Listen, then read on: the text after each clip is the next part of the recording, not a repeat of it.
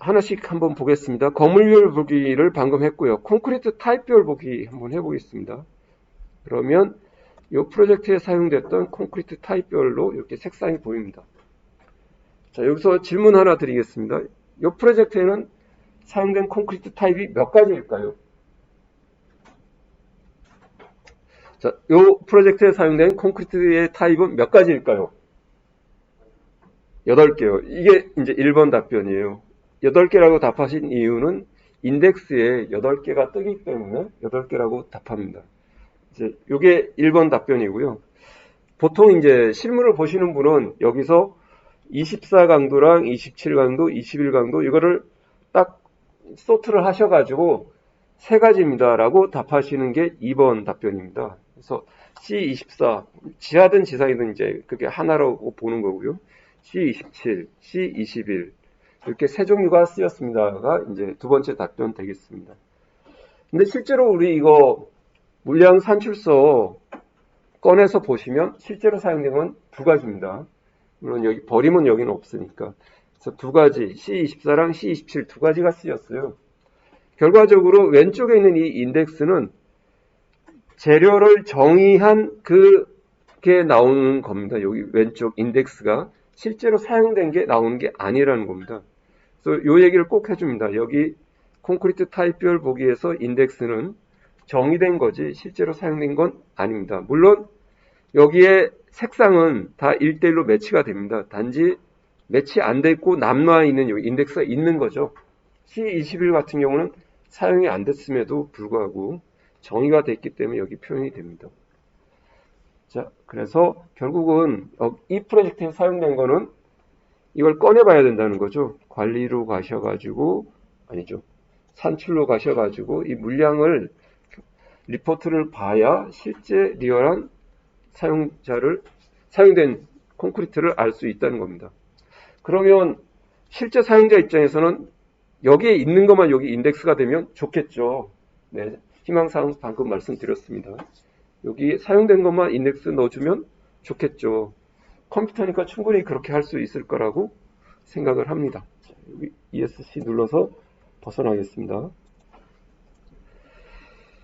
다시 검토 탭으로 가셔가지고요. 이번엔 거푸집 타입별 보기로 보겠습니다. 그러면 거푸집 타입을 볼 수 있죠. 그러면 이 거푸집 타입별 보기에는 거푸집 정의된 게 다 뜨냐? 아니에요. 여기는 실제로 사용된 거푸집만 뜹니다. 훌륭한 인덱스죠. 자, 보겠습니다. 면이 워낙 많아가지고 시간이 좀 걸려요. 예. 그래서 보면 딱 4가지가 나옵니다. 갱폼, 합판3회, 넌, 데크. 이렇게 4가지가 여기에 사용됐고요. 사용된 게 뜨는 겁니다. 자, 그래서 여기에 데크가 주차장 상부에 약간 짙은 노란색으로 된 이 부분이 뜬다는 걸 알 수가 있습니다. 자, 그리고 이 거푸집 타입별 보기 할 때 항상 이제 말씀드리는 부분이 이 건물의 마구리 부분에 대해서 말씀을 드려요. 이거를 이 외벽 벽체의 마구리를 보면 이렇게 노란색으로 보이는데 그럼 얘가 합판 3회냐? 아닙니다. 여기 외벽의 노란색 부분은 깽폼으로 산출이 됐습니다. 그래서 산출에는 문제가 없어요. 산출에는 문제가 없고요. 그래픽 표현이 여기에 노란색으로 표현된다는 것 뿐입니다.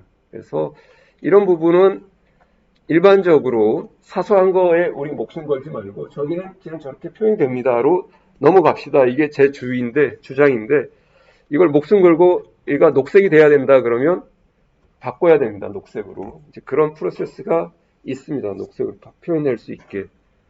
하지만 굳이 물량에 문제가 없으니까 이렇게 돼 있는 부분을 문제 삼지 말자.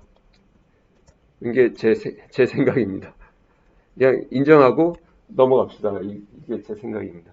자, 그래서 마구리 부분의 표현이 실제랑 다를 수 있다.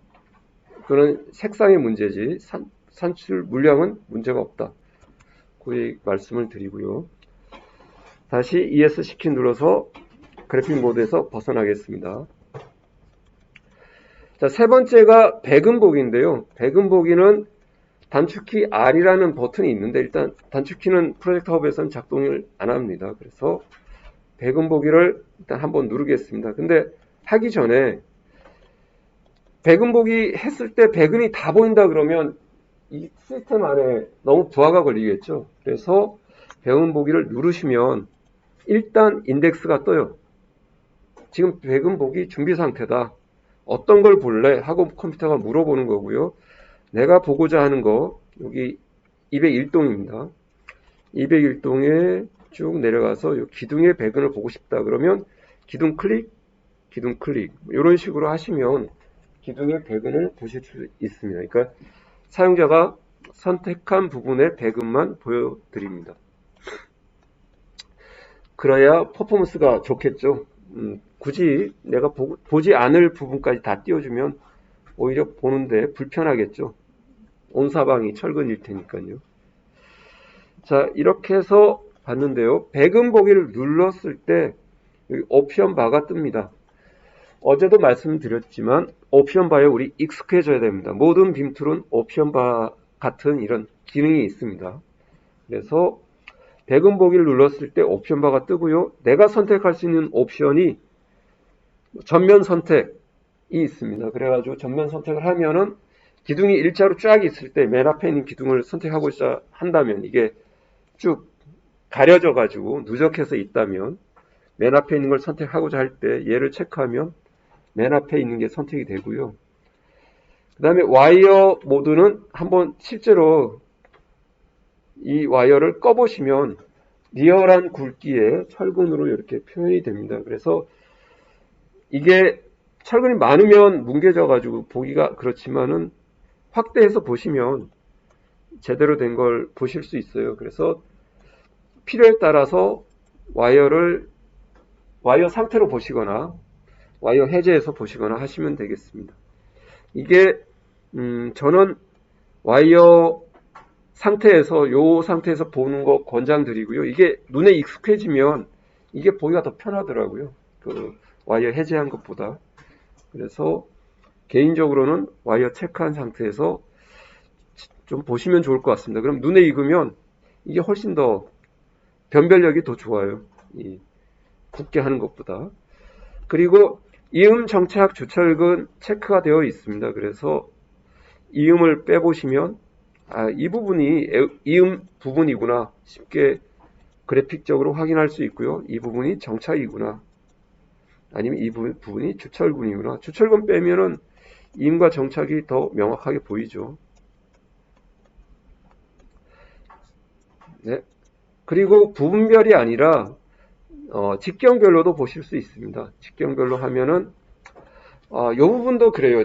철근 직경이 다 떠요. 10mm부터 51mm까지 다 띄운 다음에 10mm에 해당되는 철근 색깔칠하고 이렇게 되어 있는데 저는 여기서 조금 더 가서 얘도 다 띄우는 게 아니라 화면에 있는 것만 띄우면 좋을 것 같아요. 예. 그러면 51mm는 진짜 평생 가야 한번 나올까 말까 하는 철근인데 41mm도 그렇고 38mm도 그렇고 35mm는 봤어요. 저도 실무에서. 근데 이 세 개는 한 번도 본 적이 없습니다. 아무튼 철근이 있어요. 표준 규격으로 있으니까 띄워주는 거 좋습니다. 그렇지만 조금 더 생각하면 이게 너무 많으니까 변별력이 떨어져요. 차라리 여기에 사용된 거 내가 선택한 것만 딱 띄워주시면 해피하겠습니다. 희망사항이었고요. 보시면 요거를 체크를 끄시면 10mm 여기가 10mm가 사용됐구나 알 수 있겠고요. 색깔로 가기는 너무 많아요. 색깔이. 그래가지고 이걸 체크를 해제해서 보시면 더 빠르게 어디가 16mm인지 어디가 19mm인지 네, 22mm, 25mm 주근이 25mm구나 이걸 알 수가 있죠. 네, 이렇게 한번 확인해 보실 수 있겠고요. 시공 존별은 있는데 여기는 조닝이 안 됐습니다. 그래서 생략하시고 재질별로 가겠습니다. 그래서 재질별로 보시면 이 재질도 마찬가지로 사용된 것만 띄워주시면 훨씬 더 좋겠죠. 하시면 아무튼 있습니다. 이것도 체크를 켰다 껐다 하면 어느 부위에 어떤 강종이 사용됐는지 금방 확인하실 수 있겠습니다. 자, 이것도 ESC 키 누르시면 그래픽 모드에서 해제가 되는데요. ESC 한번 누르면 요 화면이 선택된 상태에서 해야 됩니다. 화면 클릭. ESC 한번 누르시면 내가 선택한 부재 해제고요. 한 번 더 누르면 인덱스 해제입니다. 다시 백음보기 누르시고 요거 제일 많이 쓰는 게 부분별이니까 부분별을 일단 해놓고 해제하겠습니다. ESC. 예.